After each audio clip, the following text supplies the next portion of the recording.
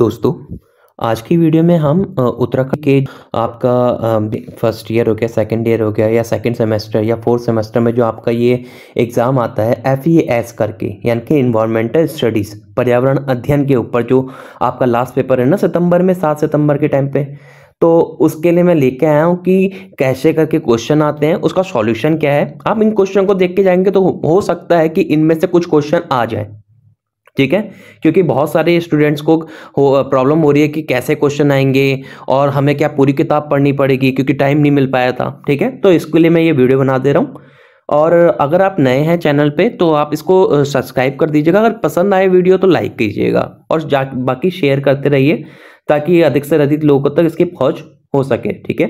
तो चलिए हम स्टार्ट कर देते हैं। पहला क्वेश्चन जो है वो है the world ecosystem was coined bye, ठीक है।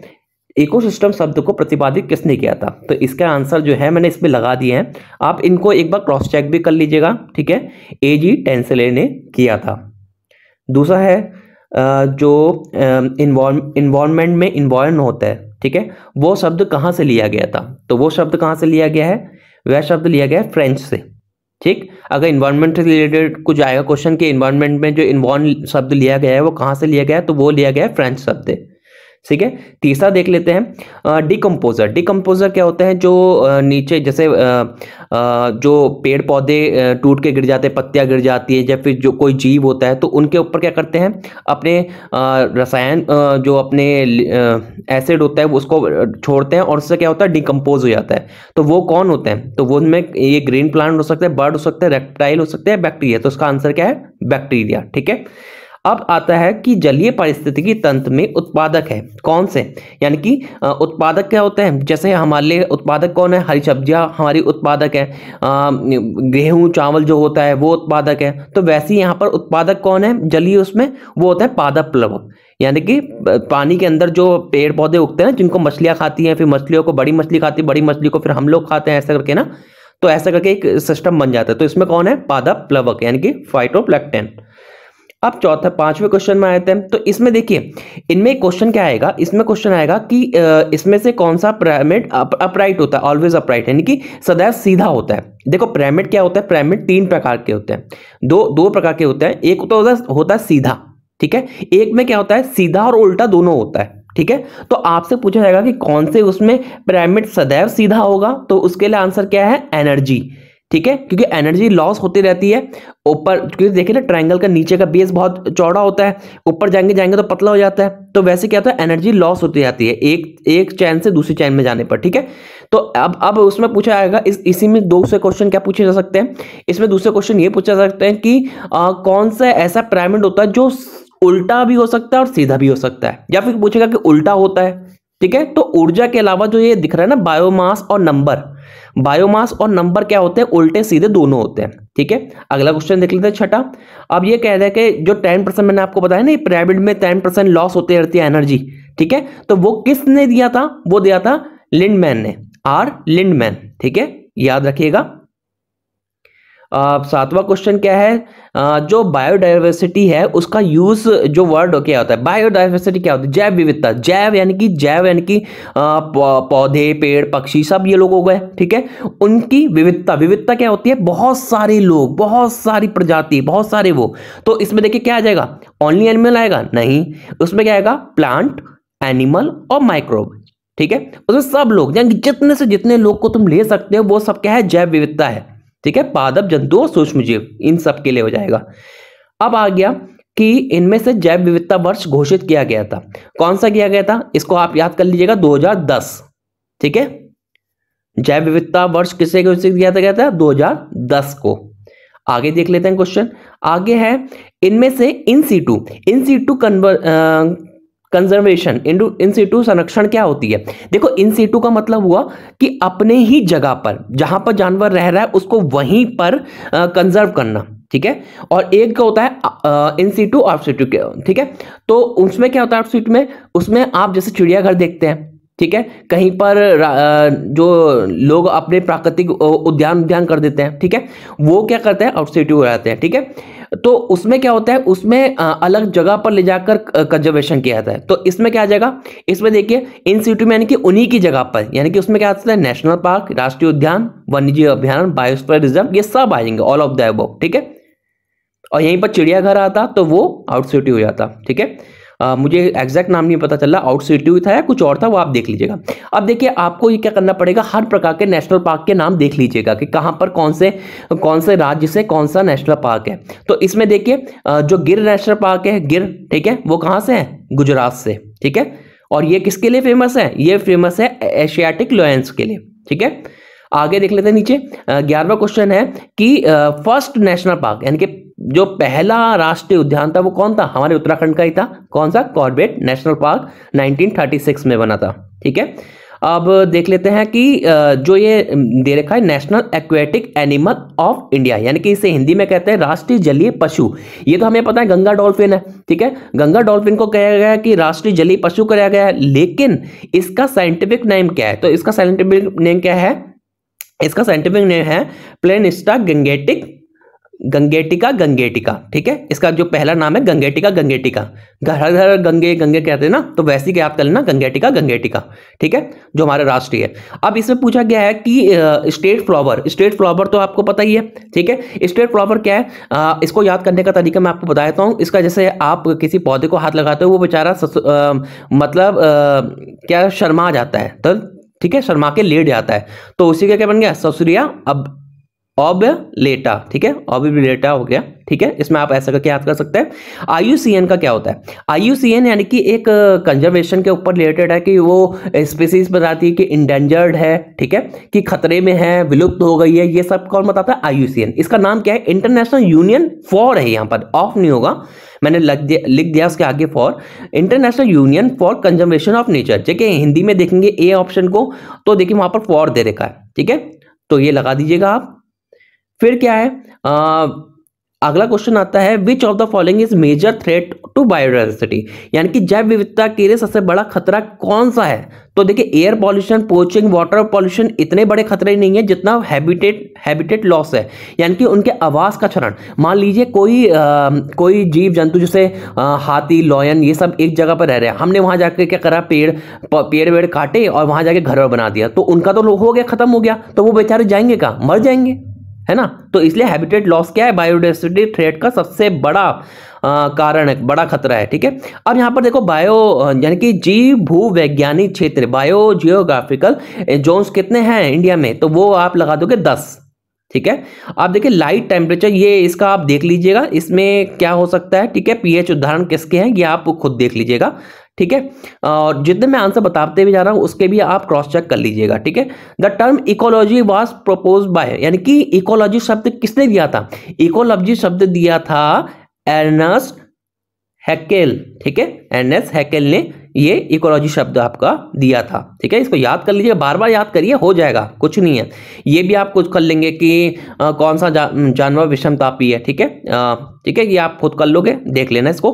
अब आता है कि भारत में कितने ज्यादा जैव विविधता हॉटस्पॉट है, हॉटस्पॉट 4 है, ठीक है। नॉर्थ ईस्ट वाला हो गया, इधर वेस्टर्न वाला हो गया, सुंडालैंड हो गया, और नीचे अंडमान निकोबार वाला टीप हो गया, ठीक है। तो 4 है, ठीक है, 4 हॉटस्पॉट है यहां पर, ठीक। जैसे आप याद कर लीजिएगा कि इंडिया के कितने कौन है हॉटस्पॉट, जैसे आप जानते होंगे, जैसे आप इसको छोड़िए, आप ज्यादा मत जानिए क्योंकि पेपर देना है, टिक टिक लगाना है वहां पर। हॉटस्पॉट यानी कि हॉटस्पॉट क्या होता है, जो नेट अपना नेट देता है। मैं यहाँ पर ऐसे नहीं बता रहा हूँ, मैं ट्रिक बता रहा हूँ आपको कि याद करने की कैसे ट्रिक होगी। हॉटस्पॉट जैसे होता है, नेट में हम हॉटस्पॉट देते हैं कि वहां से क्या करता है, नेट हर जगह बिखर जाता है, कोई भी कनेक्ट होना चाहता है तो हॉटस्पॉट ले लेता है। तो वैसे ही इंडिया के देखिए 4 कोने होते हैं, तो 4 के 4 हॉटस्पॉट हो गए, ठीक है, ऐसे करके याद कर लीजिए। बाकी हॉटस्पॉट वो होता है जहां पर ज्यादा से ज्यादा रिच डाइवर्सिटी पाई जाती है, बहुत ज्यादा डाइवर्सिटी पाई जाती है। अब देखिए ये क्या है कि परिस्थिति अनुक्रमण यानी कि सक्सेशन, यानी कि कोई भी परिस्थिति अगर पारिस्थितिकी बनती है, जैसे अभी तो आपको दिख रहा है कि किसी जगह पर पेड़ पौधे हैं, तो उस जगह पर पहले पेड़ पौधे नहीं थे, उस जगह पर पहले खाली जमीन थी। खाली जमीन पे आके जानवर आए, जानवर ने एक दूसरे से लड़ा, एक दूसरे से लड़ने के बाद एक चरम स्थिति आई जहां पर वो अनुकूल हो गए कि हाँ अब मैं यहां रह सकता हूं, मुझे कोई खतरा नहीं है। तो इसका जो वो है कि उसका जो एक ऑर्डर लगाना है वो क्या है, सबसे पहले होगा न्यूडेशन। न्यूडेशन का मतलब होगा एक खाली बंजर जगह होगी, ठीक है। इन्वेजन, इन्वेजन के आक्रमण करेंगे वो लोग, पशु पक्षी आएंगे, जीव जंतु आएंगे, पक्षी, ठीक है। फिर उनके बीच में क्या होगा, कॉम्पिटिशन होगा।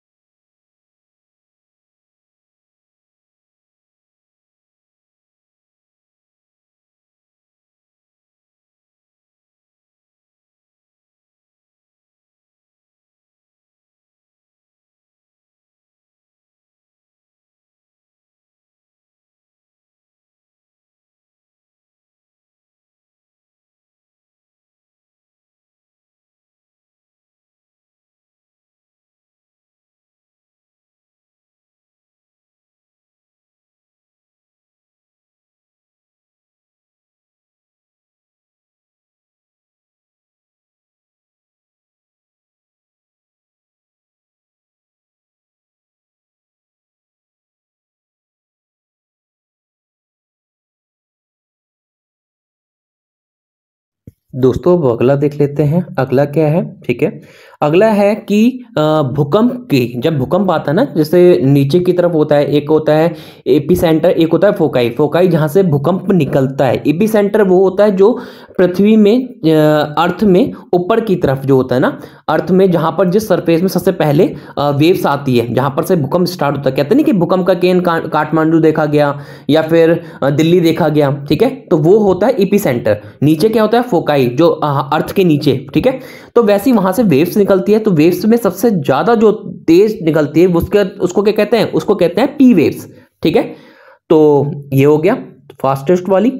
इसके बाद अर्थक्वेक को किस नाम से जाना जाता है? अर्थक्वेक को जो दूसरे नाम से जाना जाता है वो कहते हैं ट्रेमोर। ठीक है, ट्रेमोर आप याद कर लीजिएगा अर्थक्वेक को। और बाकी जो ये दे रखा है टोर्नेडो, साइक्लोन, सुनामी, ये किसके नाम है? ये चक्रवात के नाम है। साइक्लोन जैसे हमें यहां पर साइक्लोन कहते हैं, टॉर्नेडो कहाँ कहा जाता है? ये यूएसए साइड में कहा जाता है। सुनामी किधर कहा जाता है? इधर ये नॉर्थ ईस्ट साइड में हो जाएगा। ठीक है, तो ये सब चीजें किसके हैं? और ट्रेमोर किसके हैं? ट्रेमोर आप भूकंप का है। अब अगला देख लेते हैं। अगला क्या है? भारत में कौन सा क्षेत्र चक्रवात से के लिए संवेदनशील है? ठीक है, सेंसिटिव टू साइक्लोन। तो वो कौन सा है? आपको पता है कि बंगाल की खाड़ी में द बे ऑफ बंगाल और द बे ऑफ अरेबियन सी है उस तरफ और इस तरफ। ठीक है, ज्यादातर किस तरफ आता है? बंगाल की खाड़ी में। तो इसके लिए आंसर क्या लगा सकते हैं हम? अरब सागर व बंगाल की खाड़ी पे सबसे ज्यादा देखे जाते हैं साइक्लोन। ठीक है, अब इसके ऊपर क्या है, टेम्परेचर क्या होना चाहिए, वो तो इसमें कुछ इतना नहीं पूछा गया है। बाकी रिएक्टर स्केल किसके लिए कहा जाता है? भूकंप के लिए माना जाता है कि इतने 9 रिएक्टर स्केल का भूकंप आया था। तो वो कब हुआ था? वो 1935 में हुआ था।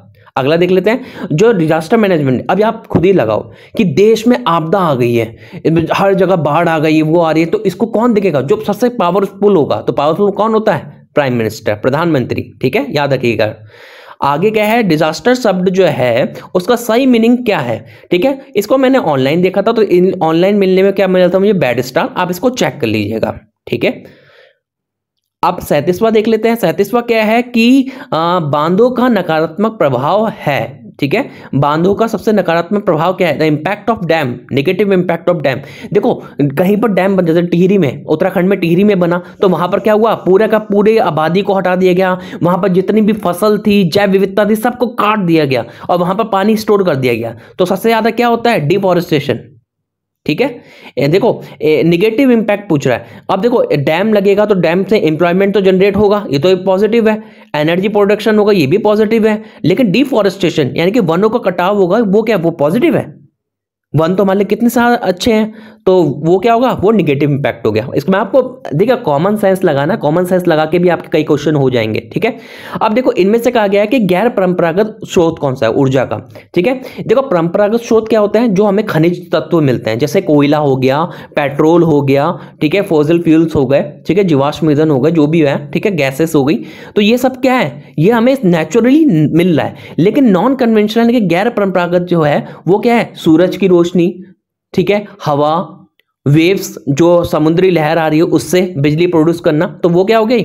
नॉन कन्वेंशनल हो गई। ठीक है, अब यहां पर कहा जाता है कि percentage of fresh water of global level में फ्रेश वाटर कितना है जिसको हम पी सकते हैं, वो कितना है? 2.5%, 2.5%। ठीक है, ये भी आप क्रॉस चेक कर लीजिएगा। The layer of fertile soil, ठीक है, जो उपजाऊ सतह होती है, जैसे देखिए मिट्टी है, मिट्टी को क्या करता है? कोई पानी आता है या हवा आती है, वो उसकी एक परत ऊपर की परत उड़ाती है और ले जाती है। तो इसको क्या कहते हैं? उसको कहते हैं, देखिए पूरी की पूरी शीट हट गई ना ऊपर की, तो इसे कहते हैं शीट इरोजन। क्रॉस चेक कर लीजिएगा। मैं फिर कह रहा हूं आपसे, पुष्कर लेक कहां पर रहती है? पुष्कर। ठीक है, ठीक है, तो आपने पुष्कर से नाम से ये याद कर लिया। पुष्पराज सुना होगा, पुष्पराज। ठीक है, झुकेगा नहीं साला। ठीक है, तो पुष्कर राज से आप क्या कर लेंगे? पुष्कर राज यानी कि राजस्थान। ठीक है, पुष्कर लेक कहाँ की होगी? राजस्थान। वैसे आपसे कहीं भी पूछ सकता है, आप इसमें पढ़ लीजिएगा, कोलेरू लेक हो गई, सांभर लेक हो गई, ये सब चीजों को पढ़ के जाइएगा। ठीक है, अब आता है world water day. World water day कब मनाया जाता है? मार्च में, क्योंकि मार्च में जैसी गर्मी आ जाएगी, पानी की जरूरत कब पड़ेगी? जब गर्मी आ जाएगी। गर्मी कब से स्टार्ट हो जाती है? मार्च से गर्मी स्टार्ट हो जाती है, तो आप मार्च इसमें लगा लीजिएगा। अब आगे के देखते हैं मिनरल हार्ट। देखिए मिनरल हार्ट का मतलब हार्ट वो होता है जो सब कुछ सारी चीजों को देखता है ना, कि ब्लड को सर्कुलेट करता है और चीजों को ना, जो सबसे ज्यादा इंपॉर्टेंट होता है। तो वैसे क्या है, हमारे इंडिया में छोटा नागपुर का जो पठार है, वहां वो रिच मिनरल पाए जाते हैं, वहां बहुत सारे मिनरल पाए जाते हैं। ठीक है, तो इसलिए छोटा नागपुर को क्या कहेंगे? मिनरल हार्ट कहा जाता है। अब इसमें कहता है शिफ्टिंग कल्टीवेशन। झूम खेती होती क्या है? देखो झूम खेती ये होती है, पहले एक जगह पर मतलब मान लो पेड़ पौधे हैं, उस जगह को काटा, ठीक है, काट के उस जगह को खेती के लिए भूमि बना दी। ठीक है, अब आपको भी पता है कि खेती करने करते 2-3 साल तक आप खेती करिए, उसके बाद क्या होता है, उपजाऊ कम हो जाती है। या तो उसमें आप फर्टिलाइजर डालिए, ठीक है, अलग अलग चीजें डालिए, तब तो हो सकता है। लेकिन अगर आपने उसमें कुछ नहीं डाला तो क्या होगा, वो खराब हो जाएगी। तो इसलिए क्या करते हैं, झूम खेती, यानी कि झूम रहे हैं, झूम झूम बराबर झूम जाएंगे, एक जगह से झूमे और दूसरी जगह चले गए। तो यानी कि एक जगह जब उपजाऊ नहीं रहा तो उसे हट के दूसरी जगह जाकर फिर पेड़ काटा, फिर वहां बनाया, फिर से खेती करी, फिर उपजाऊ नहीं हुआ, फिर दूसरी जगह फिर काटा, है ना। तो ऐसा कहा जाता है, उत्तर पूर्वी क्षेत्रों में पहले कहा जाता था। ठीक है, अब है सरदार सरोवर डैम, सरदार सरोवर। ठीक है, तो सरदार सरोवर डैम आप हर डैम के बारे में देख लीजिएगा कि कौन सी रिवर वहां से गुजर रही है। तो इसमें कौन सा है, नर्मदा रिवर। ठीक है, अब देख लेते हैं कि अल्टरनेटिव एनर्जी के सोर्स कौन सा है, वैकल्पिक स्रोत कौन सा है। नॉर्मल स्रोत कौन सा है, कोयला, पेट्रोल, ये तो नॉर्मल स्रोत हो गए। वैकल्पिक स्रोत कौन से हैं, जैसे सोलर एनर्जी, मैंने आपको बताया सूरज की रोशनी आ रही है, उससे क्या कर रहे हैं हम, उसका टेम्परेचर में वैसे कन्वर्ट कर रहे हैं। ठीक है, टाइडल, यानी कि टाइडल क्या होती है, जैसे तरंगे आ रही है, तरंगे आती है, तरंगे आ रही है, टरबाइन को घुमा रही है, एनर्जी प्रोड्यूस हो जा रही है। विंड, हवा वाले घुमा रही है, तो उससे हो जा रही है। तो यानी कि सभी के सभी, ऑल ऑफ द अबव हो जाएगा। ठीक है, अब क्या है, इसमें कहा जाता है कि कौन सा ऊर्जा जैविक तत्वों द्वारा उत्पन्न की जाती है। ठीक है, जैविक तत्व यानी कि जैसे जैविक क्या हो गए, जैसे खाना, पेड़ पौधे, इन सब चीजों का अपशिष्ट जो भी हो गया, ठीक है, वेस्टेज जो भी होगा, उन सबको मिला के क्या बनाया जाता है, टाइडल बनाई जाएगी, नहीं। न्यूक्लियर, नहीं। हाइड्रो पावर, नहीं। हाइड्रो पावर किससे बनाई जाती है, पानी से। न्यूक्लियर से बनाई, टाइडल पानी की जो तरंग आती है उससे बनाई जाती है। तो बायोमास से बनाया जाता है। ठीक है, मैं कह रहा हूं कॉमन सेंस से आप करोगे तो आपका क्वेश्चन पेपर आराम से हो जाएगा। Wild life institute of India, ये तो आपको पता ही होना चाहिए। ठीक है, भारतीय वन्य जीव संस्था कहां पर है, तो ये आपकी देहरादून में है। ठीक है, अगला क्वेश्चन देख लेते हैं। अगला क्वेश्चन है कि विच of the following is not benefit of forest, forest का कौन सा बेनिफिट नहीं है। ठीक है, तो देखो औषधि महत्व है, बिल्कुल औषधि मिलती है। व्यापारिक महत्व है, बिल्कुल वहां से लकड़ियां मिल जाती हैं। आनंद प्रिय प्रद महत्व है, बिल्कुल वहां तक जा सकते हैं। लेकिन जैव विविधता, देखो जैव विविधता कहा जाता तब तो ठीक था, लेकिन इसके आगे कह दिया क्षरण या फिर डिग्रेडेशन। ठीक है, तो ये तो नहीं है ना। ठीक है, फॉरेस्ट का इससे बेनिफिट है, क्यों होगा, जब फॉरेस्ट बायोडाइवर्सिटी डिग्रेडेशन होगा, यानी कि जैव विविधता क्षरण हो जाएगा, यानी कि वहां जैव विविधता रहेगी नहीं, ज्यादा से ज्यादा लोग प्रजातियों को हटा दिया जाएगा, तो वो तो उसका लॉस हो गया ना। ठीक है, अब यहाँ कहा जाता है कि जो साइंटिफिक इंडिया के हिसाब से यहाँ पर फॉरेस्ट कवर कितना होता है, वो कहते हैं कि फॉरेस्ट कवर जो यहाँ पर होना चाहिए वो 33% कम से कम होना चाहिए। अब ये गॉसियन प्लूम मॉडल जो है वो किसके लिए है, तो वो आप ले लोगे एयर पॉल्यूशन के लिए। ठीक है, गॉस यानी कि आप गॉस से आइडिया लगा लीजिए, गैस क्या होती है, गैस एयर में होती है, तो वो आप एयर लगा लीजिएगा। ठीक है, ग्रिड चैम्बर आप देख लीजिएगा। ठीक है, ग्रिड चैम्बर किससे रिलेटेड है, ये एक्चुअली मुझे लग रहा है कि मैकेनिकल ट्रीटमेंट ऑफ वाटर से होगा, क्योंकि इसमें घुमा के कुछ वैसा करते हैं, तो आप इसको क्रॉस चेक कर लीजिएगा। अगला देख लेते हैं। अगला क्या है कि पानी पंचायत मूवमेंट वॉज स्टार्टेड। पानी पंचायत मूवमेंट कहाँ किसने कहा था, ठीक है, ये कहा था विलासराव सालुंके ने, विलासराव। ठीक है, यानी कि पानी पंचायत, यानी कि पानी पंचायत में क्या कह रहे थे वो, गिलास लाओ।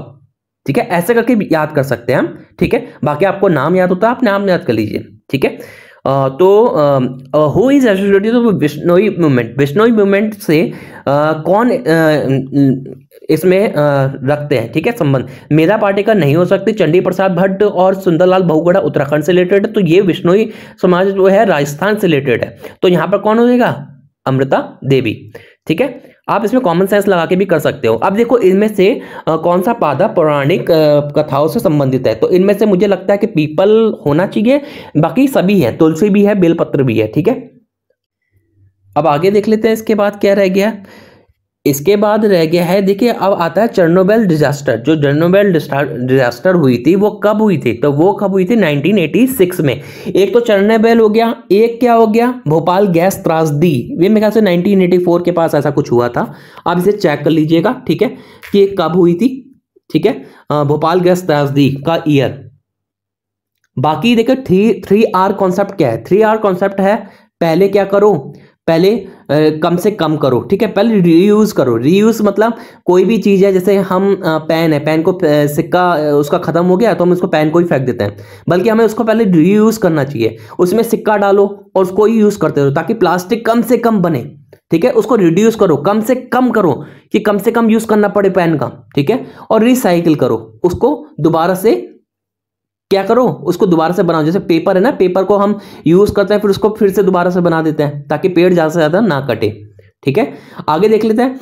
विच of the following is biodegradable waste. ठीक है, कौन सा जैविक कूड़ा है? तो जैविक कूड़ा कौन सा है? प्लास्टिक हो सकता है, पॉलिथीन हो सकता है, नहीं हो सकता। ठीक है, बायोडिग्रेडेबल यानी कि जो बायो यानी कि नॉर्मली क्या होगा, डिग्रेड हो जाएगा। डिग्रेड हो यानी कि जो अपने आप खत्म हो जाएगा। क्या प्लास्टिक अपने आप खत्म हो जाती है? हजारों लाखों सालों तक रहती है, प्लास्टिक खत्म नहीं होती। पॉलिथीन खत्म होती है? नहीं होती है। तो कौन हो सकती है? सब्जी के छिलके आराम से हो जाएगा, उसको आराम से डिकम्पोजर खा देंगे, अपघटक खा देंगे। अब देखो यहां पर आता है इंसिनरेशन प्रोसेस। क्या होती है इंसिनरेशन प्रोसेस में? क्या होता है, बहुत सारी चीजों को लिया था, उसको जला दिया था हाई टेम्परेचर पर, उससे जो ऐश निकलती है उसका यूज कर लिया जाता है। ठीक है, तो वो बर्नआउट यानी कि जलाया जाता है। ऐसा करके आप कर सकते हैं, इसको आप क्रॉस चेक भी कर लीजिएगा। ठीक है, अब देखिए इन्वायरमेंट प्रोटेक्शन यानी कि पर्यावरण संरक्षण जो अधिनियम है, ठीक है, वो कब हुआ था? वो बना था 86 में। ठीक है, और वन्य जीव संरक्षण अधिनियम, देखो वन्य जीव जो आएगा वो आएगा 1972 में, और पर्यावरण जो आएगा वो 1986 में होगा।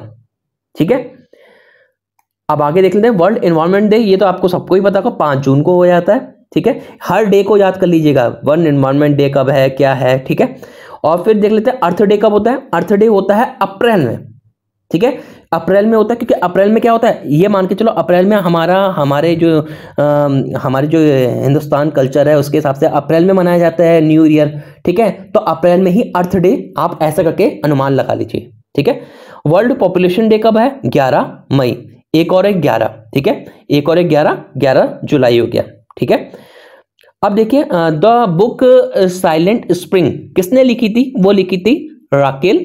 ठीक है, रेचेल बोलेंगे, वैसे तो राकेल लिखा है, राकेल कार्सन। ठीक है, इन लोगों ने लिखी थी, राकेल कार्सन ने लिखी थी। ठीक है, अब देखिए इनमें से मलेरिया किसके कारण होता है? आप हर एक चीज का याद कर लीजिएगा कि HIV किस वायरस से होता है, और एड्स किस वायरस से होता है। ठीक है, और अभी जो हमारा कोरोना आया था वो किस वायरस से होता है। ठीक है, ये सब कुछ याद कर लीजिएगा। तो इसमें आपको तो पता ही होगा, प्लाज्मोडियम के कारण होता है। ठीक है, अब अगला 67वां देख लेते हैं। उसमें क्या है? उसमें दे रखा है कि एयरबॉर्न डिसीजेस। ठीक है, एयर से, ठीक है, जो वायु के द्वारा फैलती है, तो वायु के द्वारा कौन सी है? वह है तपेदिक यानी कि ट्यूबरक्लोसिस। बाकी वाटर आप देख लीजिएगा। देखिए आपको मैं बताता रहा हूँ, आप ऑनलाइन सर्च मारिएगा कि वाटर से मतलब वाटर बोर्न डिसीजेस कौन सी है, वाटर जनित यानी कि जल जनित रोग कौन से हैं, और वायु जनित रोग, ये दोनों याद कर लीजिएगा, इसके क्वेश्चन बहुत आए हैं। ठीक है, तो मैंने जब चेक करा 3-4 तो आराम से आया। मिनी मास्टर डिसीज किस कारण होता है? मिनी मास्टर डिसीज होता है मरकरी के कारण। ठीक है, ये आप देख लीजिएगा, हर किसी को देख लीजिए। इताई रोग किसकी वजह से होता है, विटामिन बी से क्या होता है, विटामिन सी, ये सब कुछ कर लीजिएगा। ठीक है, अब देख लीजिए water and food borne disease, देखो फिर से आ गया। ठीक है, और वाटर और फूड, पहले मैंने क्या बताया था, एयर डिसीज कौन थी? ट्यूबरक्लोसिस। ठीक है, और यहाँ पर अब आ गया वाटर एंड फूड वाला, तो ये सब आ जाएगा, कोलेरा, टाइफॉइड। ठीक है, डिस्टेरिया यानी दस्त। ठीक है, अब WHO तो जानते हो, वर्ल्ड हेल्थ ऑर्गेनाइजेशन, ये आप आराम से कर दोगे। ठीक है, डरने वाली बात नहीं, आराम से पेपर हो जाएगा, बस कॉमन सेंस लगा के करना।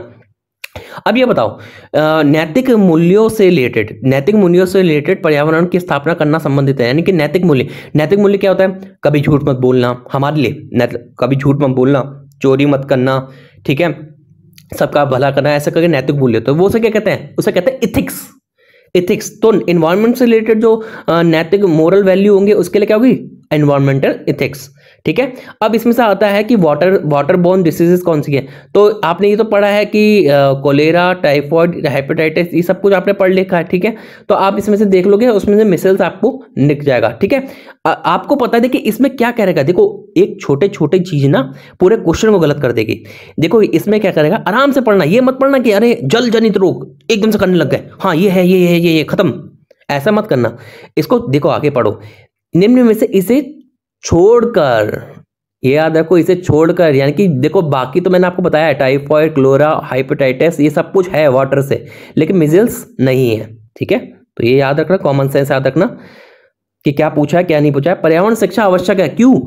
हर लेवल पे शिक्षा का आवश्यकता है ना, बच्चों को भी आवश्यकता है, बड़ों को भी, मतलब मिड वालों को, 8th तक वालों को भी है, कॉलेज लेवल वालों के लिए भी है, क्योंकि इन्वायरमेंट के प्रति हम जितना सजग रहेंगे उतना ज्यादा हमारा पर्यावरण बचेगा। ठीक है, हम प्लास्टिक कहीं नहीं फेंकेंगे, कहीं हर जगह, ठीक है। देखो कैंसर कॉजेज एजेंट और कॉल्ड, कैंसर जो पैदा करने वाला तत्व है उसको क्या कहते हैं, कैंसर जीनियस, ठीक है, कार्सिनोजेनस, ठीक है। अब अगला देते हैं 75वां क्या है, रूफटॉप। रूफटॉप क्या होता है, रूफटॉप मेथड में क्या होता है, देखो रूफटॉप यानी कि रूफटॉप क्या होती है, छत जो हमारी होती है, ठीक है। तो छत में क्या होता है, पानी आता है, पानी से पानी गिरता रहता है, वर्षा का पानी, रेन वाटर जो आता है, पानी गिरता है, उसको क्या करता है हम नीचे रिजर्वायर कहीं पर भी हम क्या करते हैं, जमा कर लेते हैं, और उस पानी का यूज हम खेती के लिए कर सकते हैं, अपने घर के लिए कर सकते हैं। तो वो किससे रिलेटेड हो गया, रेन वाटर से, ठीक है। आप कॉमन सेंस लगाओगे, रूफटॉप, रूफटॉप में क्या कर सकते हैं, रूफटॉप में हम सूरज की रोशनी से कर सकते हैं, वैसा कर सकते हैं, लेकिन वो उसमें से आपको एक आइडिया लग जाएगा, ठीक है। वहां पर इतना कुछ दिया नहीं है क्योंकि माइक्रो इरिगेशन देखा, टेम्परेचर का कुछ देने का है। मीनिंग ऑन इन्वायरमेंट, इन्वायरमेंट का मतलब क्या था, इन्वायरमेंट हम कहते हैं हमारे आसपास का क्षेत्र इन्वायरमेंट कहलाता है। तो वैसे क्या हो जाएगा, टोटल सराउंडिंग ऑफ अस, ठीक है, वैसे तो सभी हो जाएगा, ठीक है। ऑल ऑफ द अबव दिया होता तो सब हो जाता। देखो thickness of ozone layer, ozone layer किससे नापी जाती है, वो होती है डॉप्सन, ठीक है। ओजोन लेयर के लिए कौन करता है, डॉप्सन, ठीक है। और वैसे ही क्या होता है, और एक होती है जो डेसिबल होती है, वो आवाज की उसमें नापती है, आप ये आके देख लेंगे। तो यहाँ कहा जाता है कि पक्षी वैज्ञानिक कौन थे, ऑर्थिनोलॉजिस्ट, ठीक है। पक्षी वैज्ञानिक कौन थे, तो पक्षी वैज्ञानिक कौन थे, हमारे वहां के सलीम अली, ठीक है, सलीम अली करके वो क्या थे, हमारे यहाँ के पक्षी वैज्ञानिक थे, ठीक है। अब द फेमस डार्विन की बुक कौन सी थी, डार्विन की बुक थी ओरिजिन ऑफ स्पीसीज। उसमें उन्होंने बताया था बहुत सारी स्पीसीज के बारे में कि क्या, किससे क्या बना, किससे क्या बना, किससे क्या बना। तो ओरिजिन ऑफ स्पीसीज यानी कि वो किसकी है, डार्विन की, ठीक है। अगला देते हैं कि कौन सा कारक वेस्टलैंड उत्पत्ति के मुख्य कारक है, ठीक है। इसमें से आप देख लीजिएगा कि आपको कौन सा लगता है, ठीक है। जहां पर कभी कुछ ना लगे ना, तो वहां उपरोक्त सभी आए अगर क्वेश्चन में, तो ऑल ऑफ द अबव लगा देना, ठीक है। अब देखो which is a non renewable energy resource, non renewable यानी कि कौन सा, अनवीनीकृत। देखो नवीनीकृत कौन सा होता है, नवीनीकृत वो होते हैं जो नवीन स्रोत है, कौन सा है, सूरज, टाइडल यानी कि वेव जो तरंग आ रही है वो, और हवा, ठीक है। इनके अलावा कौन कौन सा है, देखो अलग ही दिख रहा है, देखो जियोथर्मल यानी कि नीचे की जो गर्मी होती है, भू यानी कि भूमि के नीचे की जो गर्मी होती है उससे लेकर हम करते हैं। विंड तो विंड हो गई, सन हो गई, ये तो नॉर्मल हो गए। आपको कोल दिख रहा है, कोल तो हमारा वैसा वाला हो गया जो हमें कोयला, जो वो क्या होता है, अनवीनीकृत संसाधन हो गया, ठीक है। तो इसमें आंसर लगा दोगे। 22वां क्या है, 22वां है कि biogas is produce from, biogas कैसे प्रोड्यूस की जाती है। अब उसमें पादप पदार्थ भी होगा, प्लांट भी होगा, एनिमल का वेस्ट भी होगा, गार्बेज भी होगा, इन सबको मिला के एक वो करके गार्बेज वो पूरा चूरा वैसा टाइप का बना के उससे क्या कराता है, हम बायोगैस बनाई जाती है। दोस्तों वो आगे देख लेते हैं, ठीक है। बायोगैस हमारा हो चुका है। नेक्स्ट आता है कि हार्बीवोरस एनिमल आर जनरली क्या कहलाते हैं, जो शाकाहारी जंतु होते हैं। तो पहले क्या होता है, पहले पेड़ पौधे उगाते हैं, प्रोड्यूसर कहलाते हैं, ठीक है। उनको जो खाता है वो क्या कहलाता है, प्राइमरी। सेकेंडरी कौन होता है, जो शाकाहारी को खाता है, यानी कि शाकाहारी को जो खाएगा वो सेकेंडरी, ठीक है। उसके बाद क्या आएगा, ठीक है, उसके बाद टर्शरी आएगा, टर्शरी जो शाकाहारी और मांसाहारी को दोनों को खाता है, ठीक है, सर्वाहारी कह सकते हैं। फिर वो जब मर जाता है तो उसको खाने के लिए कौन आता है, डिकम्पोजर, ठीक है। डिकम्पोजर क्या करता है, जो उसको तोड़ तोड़ के जो उसके ऑर्गेनिक होते हैं ना, ऑर्गेनिक जो सब्सटेंस हुए उसको क्या करेगा, वो रखेगा, और उसके बाद क्या होगा, उसको मिट्टी में दे देगा। मिट्टी से क्या करेगी, मिट्टी उसी को लेके फिर से चलती रहेगी। तो ये क्या कहलाते हैं, प्राइमरी कहलाते हैं, प्राथमिक उपभोक्ता। 84 में आ जाते हैं। 84 क्या है, फ्रेश वाटर इकोसिस्टम क्या कहलाता है। फ्रेश वाटर इकोसिस्टम यानी कि फ्रेश वाटर यानी कि यहाँ पर क्या होगा, सैलिनिटी यानी कि लवणता क्या होगी, कम से कम होगी। वो कहाँ हो सकती है, डीप ओशन में होगी, डीप ओशन में बहुत ज्यादा होगी।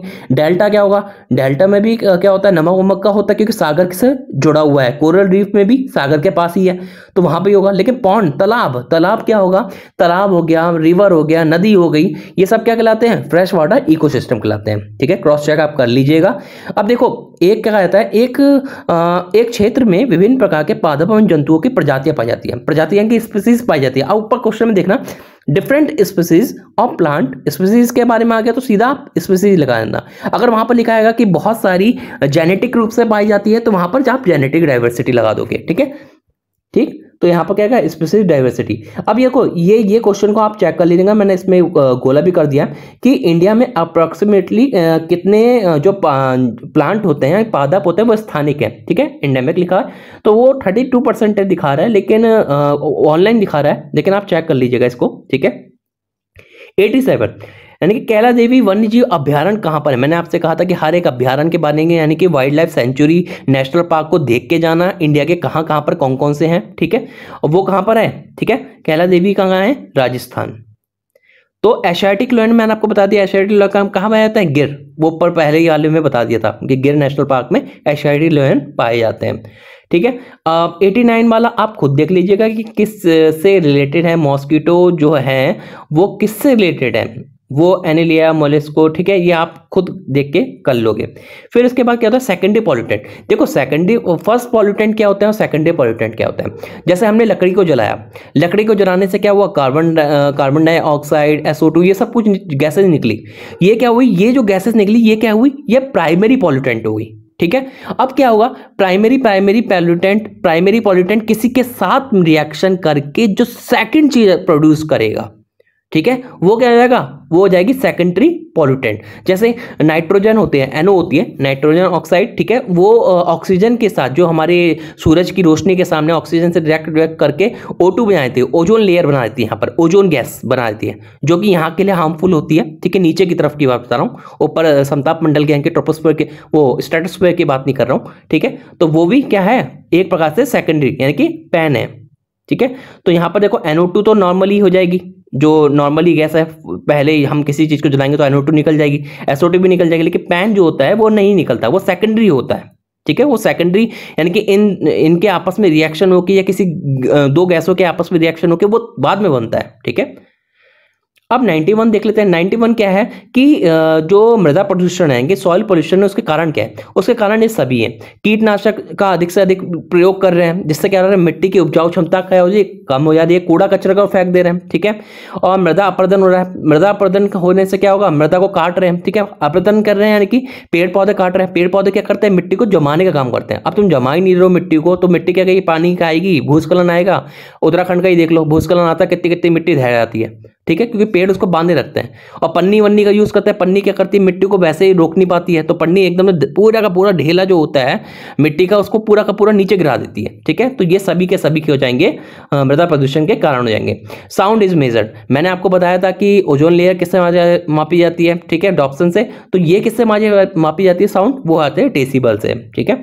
अब आगे देखते हैं, इनमें से भौतिक, रासायनिक व जैविक गुणों में अवांछनीय परिवर्तन, यानी कि undesirable change in physical, chemical and biological properties of environment is called, क्या कहलाता है, पॉल्यूशन। पॉल्यूशन से क्या होगा, फिजिकल, केमिकल और बायोलॉजिकल प्रॉपर्टीज क्या हो जाएगी, चेंज हो जाएगी, याद रखिएगा, ठीक है। 94 क्या है, मॉन्ट्रियल प्रोटोकॉल। मैंने आपको बताया था क्योटो किससे है, ग्रीन हाउस गैस से, मॉन्ट्रियल किससे है, ओजोन से, ठीक है। अब डिट्रेस फूड चेन, यानी कि जो नीचे डिट्रेस क्या होता है, जो नीचे अपघटक होते हैं ना, अपघटक जो उनकी जो फूड चेन होती है, ठीक है, वो कैसे करते हैं, वो जैसे कोई भी जीव मर गया या फिर कोई पेड़ पौधे उन पर क्या करते हैं, अपने अपने जो केमिकल वेस्ट वो छोड़ते हैं अपने शरीर के अंदर से, और वो क्या करते हैं, उसको तोड़ देते हैं, फिर उसको तोड़ के क्या करते हैं, मिट्टी को उसमें से रस जो भी निकलता है उनको वो यूज करके फिर उसको मिट्टी में दे देते हैं, ठीक है। तो वो क्या करते हैं, ऑर्गेनिक मैटर, ठीक है, कार्बनिक पदार्थों से आरंभ होती है। कार्बनिक पदार्थ होगा पहले, तो वो होगा कार्बनिक पदार्थ, उसको फिर वो क्या करेंगे, डिकम्पोज करेंगे, ठीक है। अब इसमें कहता है which one of the following is a global warming. Global warming यानी कि जो हमारे पृथ्वी का तापमान जो बढ़ रहा है वो किसके वजह से अधिकतर बढ़ता है, उसमें सबसे ज्यादा जो होता है वो दिखेगा कार्बन डाइऑक्साइड। इसमें आपको एक वो भी देख लीजिएगा कि कैसा कैसे रहता है, SO2 का लेवल क्या होता है, NO2 का लेवल क्या होता है, ठीक है। ओजोन लेयर प्रेजेंट कहाँ होती है, ओजोन लेयर जो होती है, जैसे पहले क्या होता है हमारा क्षोभ मंडल, क्षोभ मंडल के ऊपर समताप मंडल, समताप मंडल के ऊपर फिर आप जाते जाएंगे, ठीक है, मध्य मंडल, ओजोन वो आयनो मंडल सब कुछ आ जाएगा, ठीक है। तो ये कहाँ पाई जाती है, ये पाई जाती है स्ट्रेटोस्फीयर, पहले ट्रोपोस्फीयर फिर स्ट्रेटोस्फीयर, ठीक है, समताप मंडल में ओजोन लेयर पाई जाती है। 98वां क्वेश्चन देखते हैं, ग्लेशियर के पिघलने का कारण क्या है। अब देखिए ग्लेशियर है, हमारे वहां के ग्लेशियर है, वो पिघल क्यों रहे हैं, नॉर्मल सी बात है, बर्फ क्यों पिघलती है, क्योंकि उस पर क्या होगा, टेम्परेचर ज्यादा बढ़ रहा हो, गर्मी ज्यादा बढ़ी तभी तो पिघल रहा होगा, तो वही क्या है, हमारी ग्लोबल वार्मिंग, ठीक है, बस आप ये लगा देना। वाइल्ड लाइफ वीक कब मनाया गया था? इन मंथ, कौन से मंथ में वाइल्ड लाइफ वीक मनाया जाता है? वो क्या मनाता है? अक्टूबर में। ठीक है, अक्टूबर में वाइल्ड लाइफ वीक मनाया जाता है। The state tree of Uttarakhand, state tree of Uttarakhand, Uttarakhand के ट्री का जो है उसका साइंटिफिक नेम क्या है? उसका नाम क्या है? रेंडोड्रन। ठीक है, रोडोडेंड्रॉन। ठीक है, रोडोडेंड्रॉन करके है। ठीक है, ऐसे करके आप लगा लीजिएगा। आप इसके अलावा मैंने आपको बता दिया नेशनल पार्क और वाइल्ड लाइफ सेंचुरी देख के जाइए, IUCN देख के जाइए। ठीक है, और क्या देख सकते हैं? रिवर देख के जाइए कि कौन सी रिवर कहाँ से निकलती है, कौन से डैम्स, कोई जो फेमस डैम है उनके पास से कौन सी रिवर निकल रही है। ठीक है, ये सब कुछ देख के जाइए और बाकी आराम से पेपर कीजिए। कॉमन सेंस से अगर पेपर करेंगे तो आपका, मैं जहां तक मानता हूं, आपके अच्छे से अच्छे नंबर आ जाएंगे। फिर भी आपको कहीं प्रॉब्लम आती है तो आप मुझे कमेंट कर देना, मैं कोई ना कोई सॉल्यूशन ले आऊंगा। और बाकी इसको ज़्यादा से ज़्यादा शेयर कीजिए। ठीक है, ताकि चैनल भी बढ़े। ठीक है, चैनल बढ़े और लोगों तक पहुँच बढ़े। ठीक है, थैंक यू।